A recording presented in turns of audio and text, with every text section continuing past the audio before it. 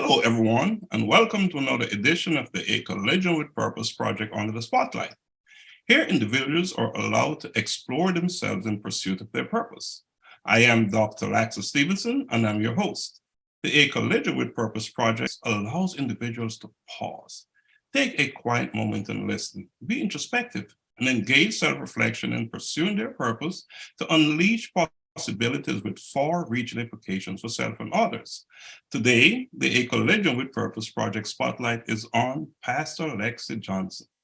Pastor Johnson is a servant of God. She's a wife, a mother.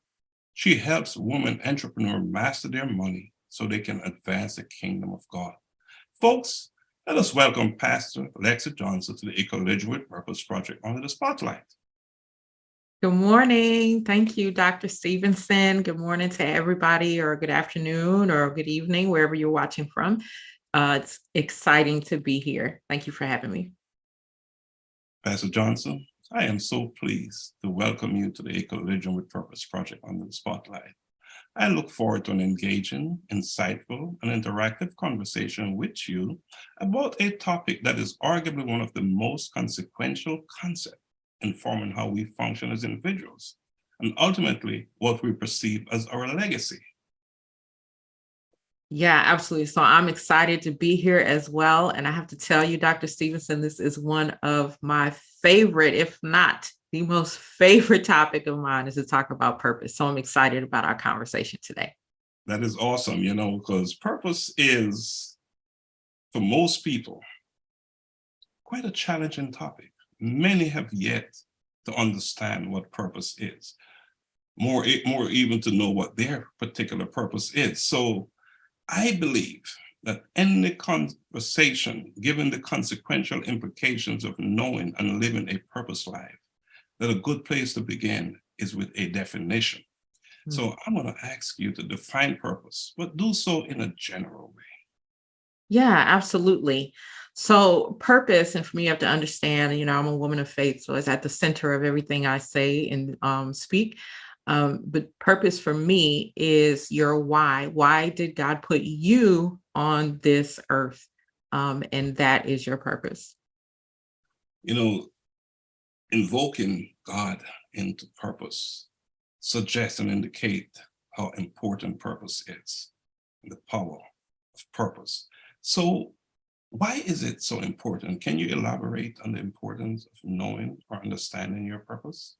Yeah, absolutely. So for me, it's okay. Let me put it this way. Like, if you create something, you're the creator of something, you make something, you invent something, you invent that thing for a specific purpose. And when you mold that thing, shape the thing, whatever it is, you put it out there in the world for it to work, you are excited, and you are most happy if the thing that you are doing, the thing that you created, is doing what you purposed it to do, right? You're like, success, right?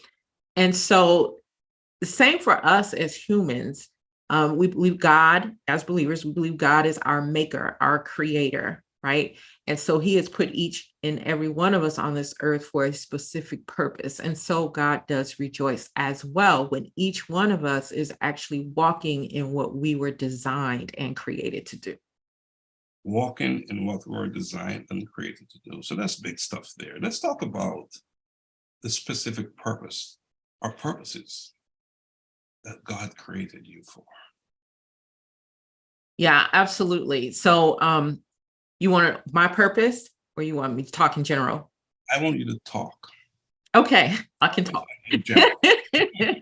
All right. So generally speaking, I really feel like this is an area where a lot of us are confused on and seeking clarity, because the way we are conditioned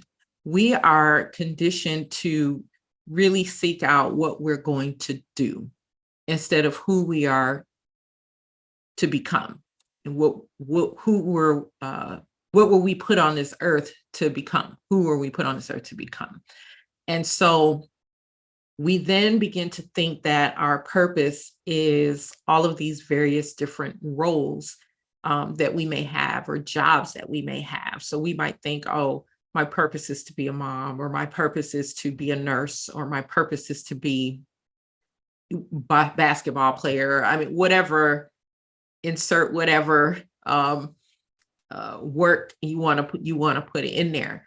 And I think for us, that's where the confusion lies, because purpose is actually more general than all these specific roles. So for example, your purpose may be to transform, or to inspire, or to motivate, or to encourage, or to advocate for. So purpose is, I like to say when I'm teaching my clients, that it's very general. Now, calling is something different, which again, we're confused because we will use those terms interchangeably. Purpose and calling to mean the same thing, but they don't mean the same thing. So calling then is, okay, how do I then present, my purpose to the world, right? So for me, my purpose is to transform lives. How I do it, I can do it in a multiplicity of ways, and it's my choice on how I do it, right? So I choose to do it by helping people, particularly women entrepreneurs, with their money and helping them to create wealth and leave a legacy of wealth. That's my calling. But my purpose is to transform lives. And so as people get clear on what purpose is and what it's not, then we'll find more people walking in their purpose. And calling, and I'm glad you made a distinction between the two, because what we're called to do and so forth, and how we execute our purpose, there's some connectivity there as well, right? Yeah. So what informs your purpose? Is it an event, a series of events, or is it a question of destiny? I think it's a combination of those things. It definitely can be a series of events. It can definitely be, for those of us who are believers, again, we are predestined. We're not forced, but we are predestined. Yes, as if this is what you choose, this is what you can, this is what you can have. And so I think that in my experience, what has informed my purpose is life events, things that I'm passionate about, my personality, my spiritual gifts. Those, I think, are the main things that have informed me as to what my purpose is. Well, let's go back. Yeah. Because it didn't just happen today, did it? No, it certainly did not. How that discovery was made. When did the light bulb? Oh, my goodness. So the light bulb came on when, believe it or not, I was going through a significant amount of pain, a very traumatic experience. And it was a series of events. So when I speak, I share with people, like in 2011, boy, anything negative that you can imagine happening, almost anything happened. So from bankruptcy to divorce to, just losing all kinds of things, repossessions, all kinds of stuff. It was in that period of time, now becoming a single mom of 3 small children, being homeless for a short stint. These series of events that happened in 2008, through the period of 2008 to 2011, these were the series of events that catapulted me into saying, or jolted me into saying, what are we doing? Okay, why are you on this earth? What's going on? You've done, because I would reflect and I'd be like, I've gone to school, I got my degrees, I had this great paying job, was married, had the house with the white picket fence and the 2.5 kids and the pet. And of course I had to have a fish because I'm allergic to dogs and cats, right? But, I did, for the most part, what I was supposed to do, or what society says you should do in order for you to be, living your purpose and happy. all your life. And so for all of that to come crashing down over that period of time between 2008 and 2011, began to ask the question like, why am I even here? Why am I here? I've done what I've been told to do or whatever. So what, this has to be the end, because if I've achieved everything they've said that I'm supposed to achieve, then, and now I've lost it all, like, what is this? So it really sent me on a journey of knowing God better and deeper. And then because I came to know God in a deeper way, then I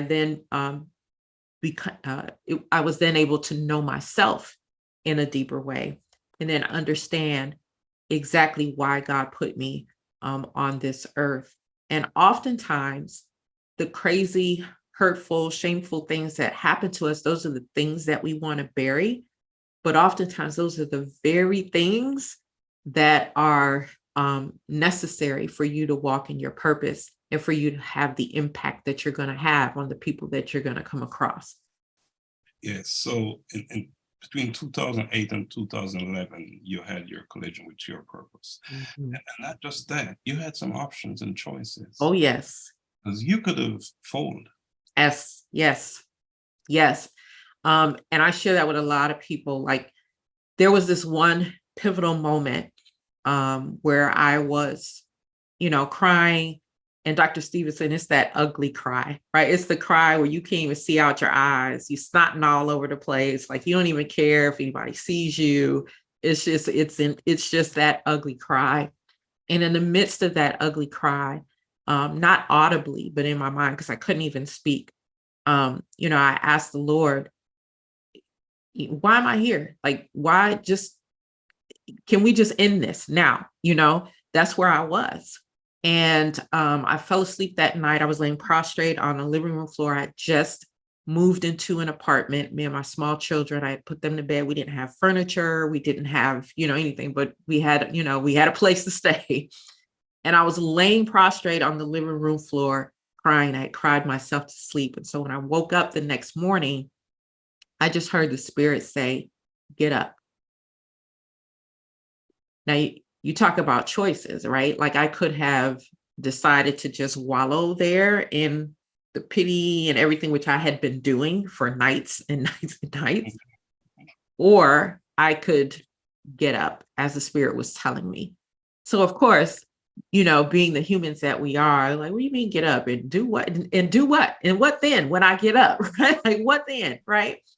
And so, but sometimes the way God works, he just wants you to take that first step of faith forward, and then he'll inform you along the way.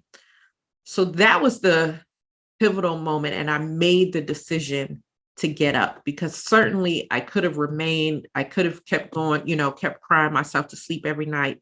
I could have kept focusing on what I didn't have and what I lost, and all of that. But that morning I made a decision that I was going to get up, and I was going to allow God to lead me in wherever he wanted to lead me. You talk about 2008 through 11, and I have some experiences with that as well. So that's something we would have a conversation about. Yes. I do have some experiences, because I certainly understand where you're coming from and the situations and the effect of, what happened then.